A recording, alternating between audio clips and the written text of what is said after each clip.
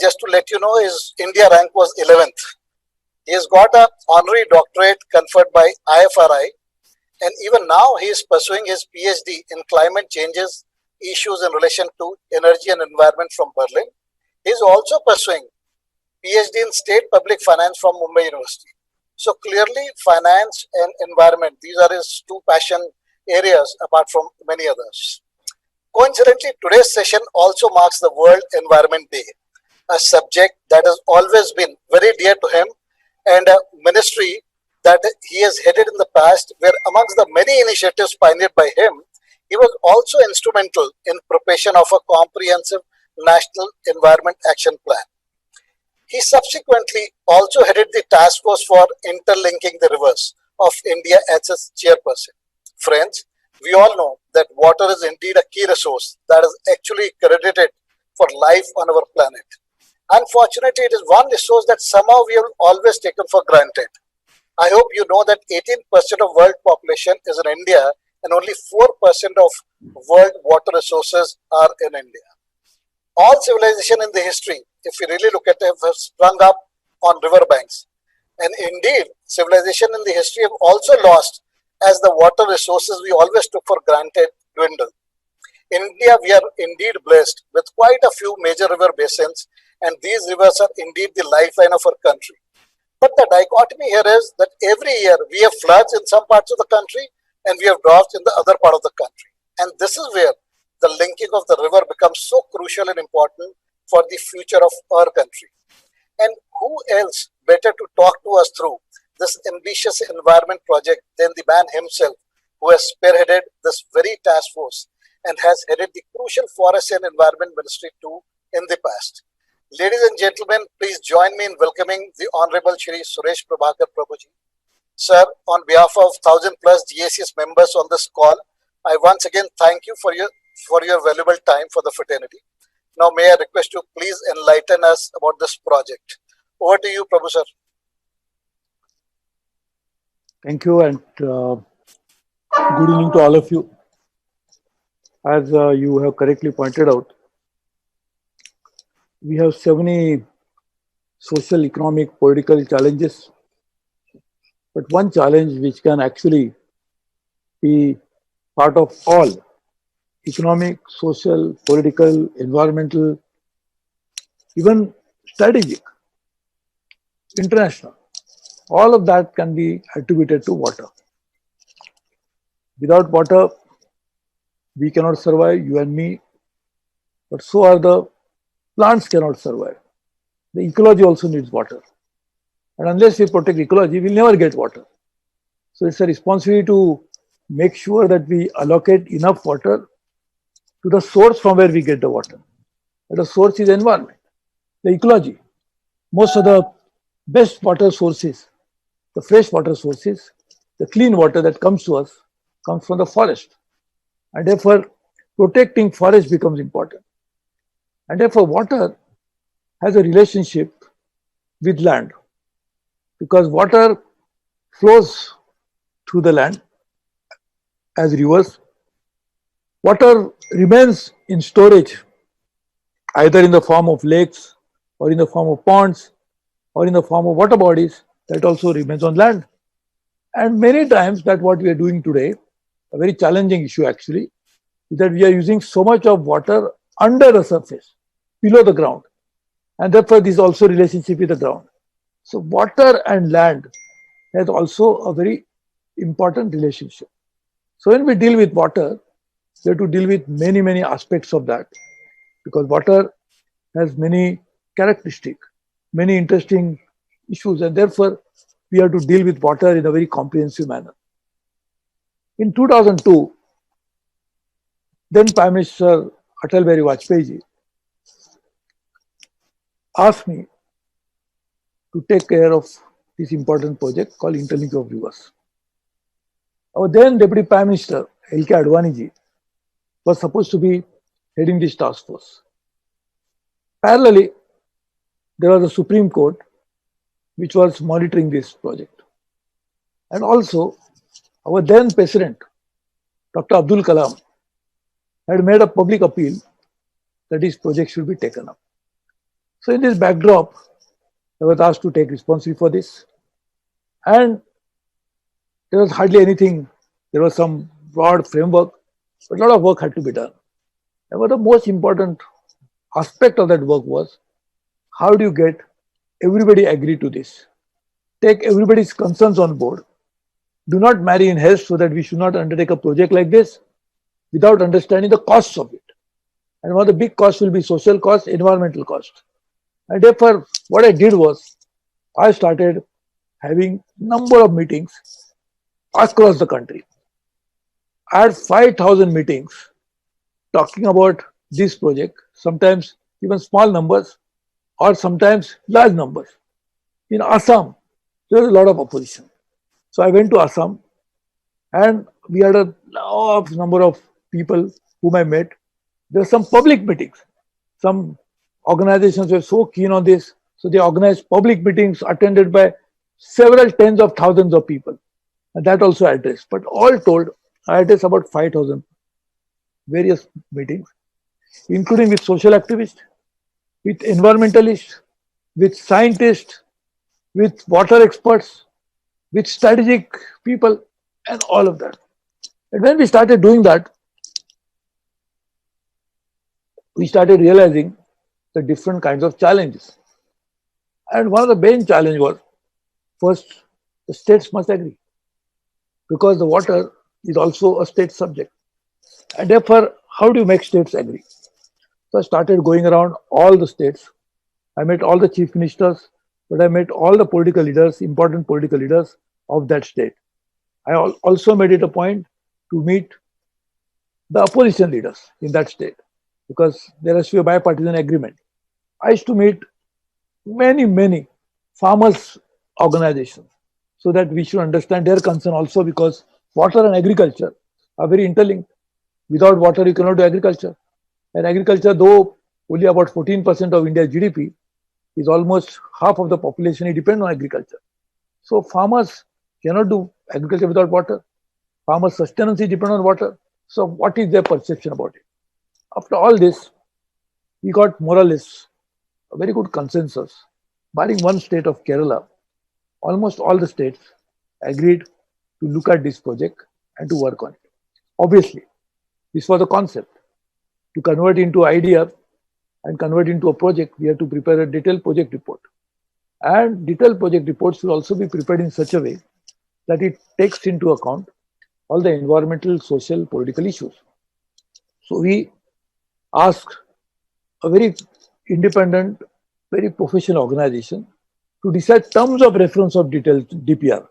So that terms of reference should be drawn in such a way that eventually, when the project report will be prepared, it will encompass all these concerns and try to work on it. While we are doing this, obviously, what was the need for a project like this? That is the issue. Why was it needed? See, as you know, in some part of India, that's in the northeast, the Himalaya, the rivers flowing from Himalayas, and particularly the rivers like Brahmaputra, which is a massive river, mightiest river. That river has per capita availability of water is the highest in India. Whereas if you go to Penar Basin in south, the per capita availability of water is probably the smallest. And therefore, one country having one political organization, one constitution, there is so much of diversity of availability of water. In one basin, so much water, which causes floods. On the other hand, there is a basin which has no water, so people are starving for water. Their thirst cannot be quenched. And in a situation like this, how do you make sure? We did a study that over a period of last, at that time, 2002, say if you take about 50 years, we had seen that in those 50 years, 55 years, the amount of money that we spent on flood relief was phenomenal. Year after year, we're spending money on flood relief and flood management. So suppose if we can work out a system that we can manage the floods, we cannot eliminate the floods. Actually, that's a misconception. Floods serve also an ecological purpose. When the floods come, they, along with the flood water, They also bring in very fertile soil. So floods per se are not bad, but because of overpopulation that we have, almost 17% of the world's population, the problem is that those river banks, which were not inhabited before, are now overburdened because of presence of human beings. There has been a huge construction which has gone on. We have created infrastructure, which has also caused a proper flow of water, river water. So that's another problem. But we said, how do you make sure that at least we can mitigate the damage that is caused by the floods? So flood management was one of the principal function or the purpose of this project. The second, obviously, was to some extent, if not avoid completely, how to take care of droughts. Now it's also a challenge that when we transfer water from a soil which is used to too much of water to a soil which has no water for a long time, the geomorphology also has to be studied properly because it might cause other kinds of unintended consequences when you transfer water to a land, a soil which is not used to so much of water. It can increase salinity. It can create all other problems. Therefore, that again had to be studied properly. While we did that, other objective of this was hydroelectricity. There was a proposal to generate from this project a hydroelectricity potential of almost 34,000 megawatts, additional 34,000 megawatts. At that time, mind you, when I'm talking about 2002, I had just resigned as a Minister of Power and had introduced a power sector reforms in Power Ministry. And that time, the reason for power sector reform was that we had only 89,000 megawatts of installed capacity. Today, it is more than 350,000 megawatts thanks to one Electricity Act. But that time, there was another problem. The hydrothermal mix was a big problem because we need a proper grid purposes, stability purposes, hydrothermal mix in some form. 60-40 is ideal, but at least some measures are necessary. But we had completely gone off track because we used to only add thermal, thermal, thermal. As a result of that, there was also a problem. So these 34,000 megawatts of additional hydroelectricity will also help in some way. There's also another important element of this project was 35 million hectares of additional incremental irrigation potential. As you know, India has huge irrigation potential, but still a large part of India's agriculture is rain-fed. So one of the challenges that is going to come in the next few years' time is the effect of climate change on agriculture. And therefore, if you can develop a agriculture base which is free from the challenges that we are facing. So therefore, this was another issue. So we said we'll work on how to make incremental irrigation. So flood relief, drought mitigation to some extent, irrigation, also hydroelectricity, and water navigation. As you know, the navigation is one of the important elements of water. In fact, good part of India, which is landlocked, and the rivers flowing there, it is also possible that with proper structuring, we can make sure that that part can become navigable. From Ganges, Ganga, from Brahmaputra, we can have a proper system which can transport goods and passengers, can also be the source of big tourism. That was another objective. Because if we have a proper system, the tourism can go there, the fisheries can increase.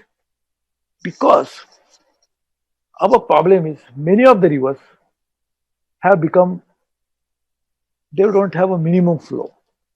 As you know, the rivers have the ability to clean themselves. Like you have seen today's lockdown, the rivers have become far better. The water has become cleaner. Why? Because river can clean itself. Nature has created that system. But because we do not allow the river to flow, it cannot clean. So there has to be a minimum flow of water in the river. If it doesn't happen, then it can cause so many unintended consequences, adverse consequences on environment, on ecology, on marine biology, on marine diversity, biodiversity, marine biodiversity. So we should work on properly on the minimum flow of rivers And to do that, this was one of the other objective of this. While we do all this, I said we achieved political consensus. But I was concerned as a Minister of Environment and Forest, which I was there before I took up this project, 4 years before that. So I talked to Ministry of Environment and Forest, and I said, let us do a very detailed environment impact assessment study. How to make sure that we can probably solve all these problems which I mentioned, drought, flood, irrigation, power generation, without causing environmental damage. One of the big issue was if water gets submerged into the forest, the wildlife will be gone. And the wildlife is so precious for us that actually, because there is animals in wild, we can survive outside of the wild. There is a direct relationship at a tiger as an apex food chain. If he doesn't survive in the wild, probably that is a signal for us that food chain is collapsing, which eventually will affect us also. And therefore, how do you make sure that we do not affect forest, we do not affect the habitat?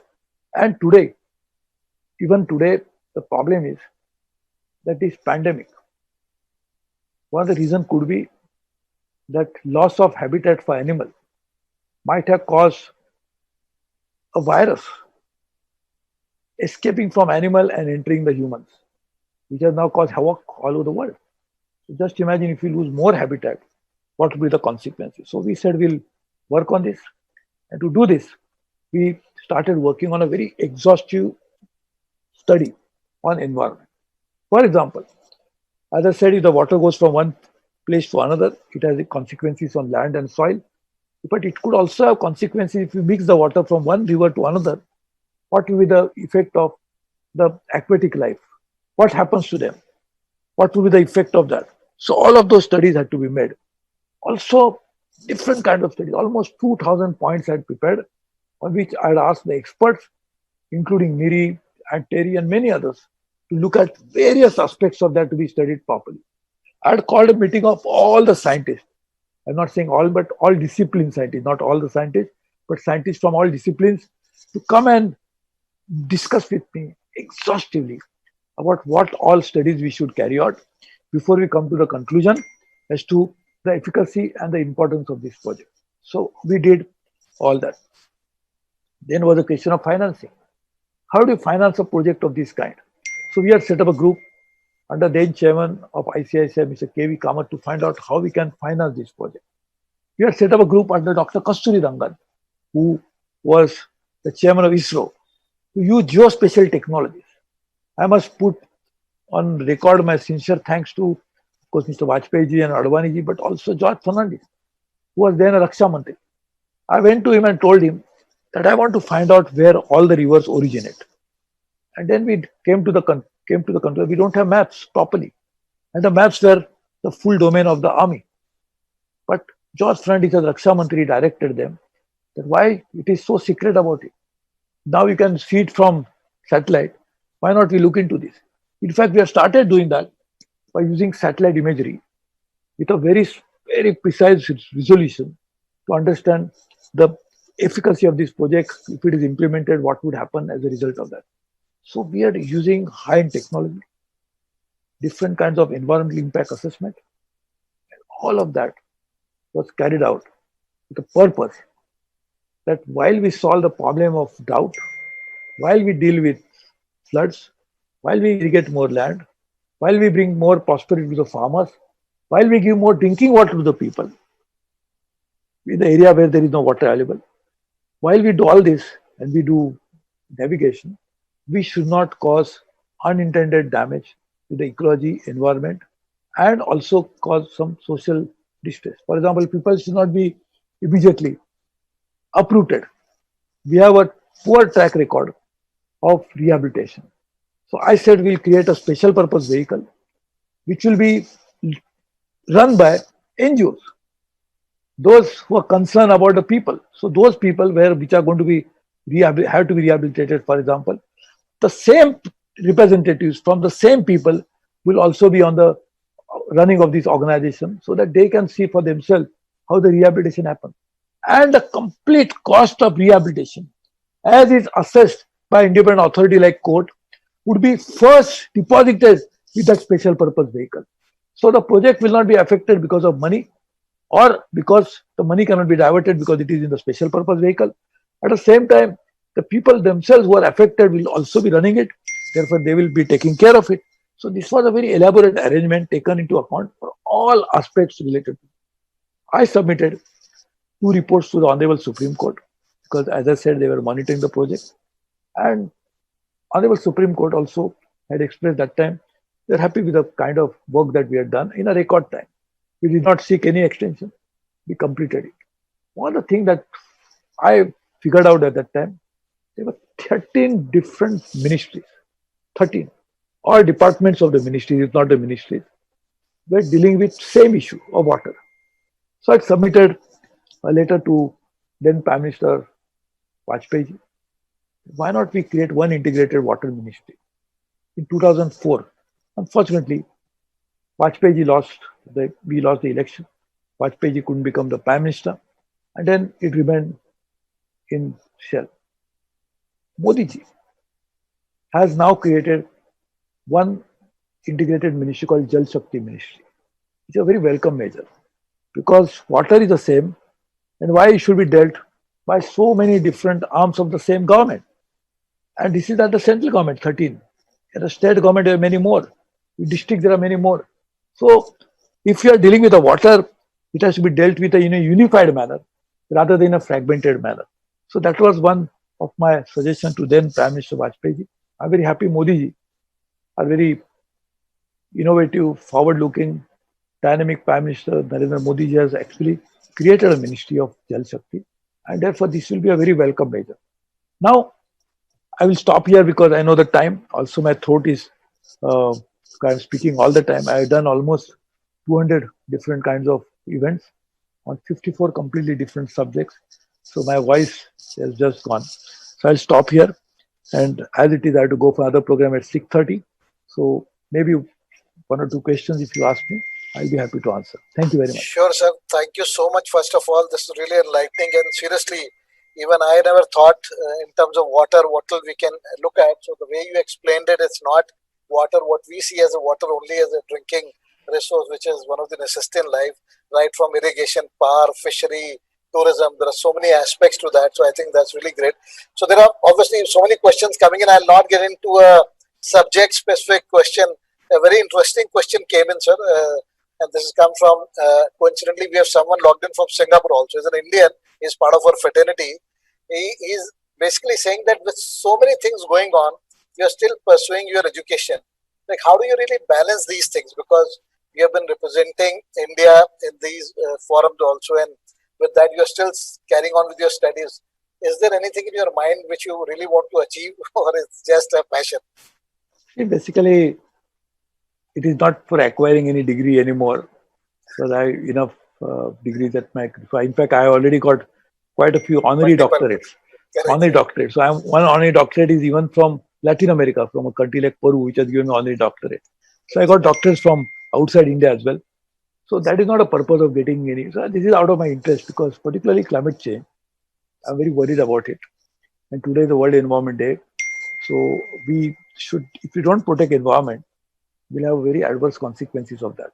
So the purpose of studying is different. Again, in 1996, when I came to the parliament for the first time, I was worried at that time, about 25 years ago.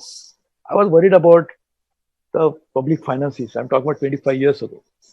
And I was thinking that interest and debt servicing is taking good part of your current revenue.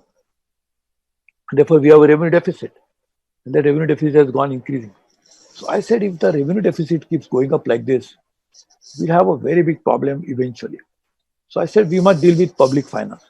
So because we want to deal with public finance, I said, it was my interest. So so many economists, I used to talk to them, discuss with them. One of my economists, he told me, why don't you do a PhD on this? Because you know so much about it. That's why I joined a university to do my PhD. So this is out of, you can say, first intrinsic interest, but also applied interest. Because I could use the knowledge of public finances in my member of parliament duties. That time I was in opposition. And also environment has been my passion. I've been on so many global organizations dealing with environment. On water, I was with so many global organizations. Even today, the World Economic Forum, WEF, the what was the conference in Davos. I'm also on their body for water. I should be on the Global Water Partnership Stockholm. I should be the chairman for South Asia. I was dealing with so many, and then I had started a dialogue of 10 countries to deal with water on Himalayan countries. So that obviously includes right from China, India, Pakistan, Nepal, Bhutan, Bangladesh, Afghanistan, all these countries. So these are the countries we have a common water body that is coming from Himalayas. And the Himalaya is a water tower of the world. It gives water not only to the South Asia, but also to Southeast Asia with the Mekong River. So if water tower collapses, what happens to all of us? Our civilization is riverine. We have actually lived on the bank of the river, and that's how we survive. So all of this is out of my interest, nothing else. Thank you so much. I think, and sir, as I told you, I've sir, spoken on 54 different subjects. So I'm not doing on 54 subjects, but that is my interest. So I keep studying, reading. no, sir, we can feel that passion. We are talking to you for the first time, but we are really thankful, obliged. So over to Kapil quickly, since we have limited time. Maybe we can have a word of thanks for sir. It's a truly amazing and eye-opening session. It is an honor for all of us to have such a great leader today and sharing such a useful insights about the prestigious project. So we are very sure that under your leadership and guidance, this project will not only help in conservation of water, as you said, flood control, better management of water resources, but also help in boosting the power sector, tourism sector, sea transportation sector. All in all, one common platform for water with technology can create so many benefits to a common man's life. I'm sure all the participants would have got the great idea, great insights about this. And I, on behalf of GACS, would like to thank you for taking out time from your busy schedule and accepted to be a speaker for such a wonderful knowledge session today. Once again, sir, thank you so much. I would also like to thank our institutional partners, Griha, IGBC, WTC, RICS, CP Solution, and B3 Galaxy for taking an active participation in the event.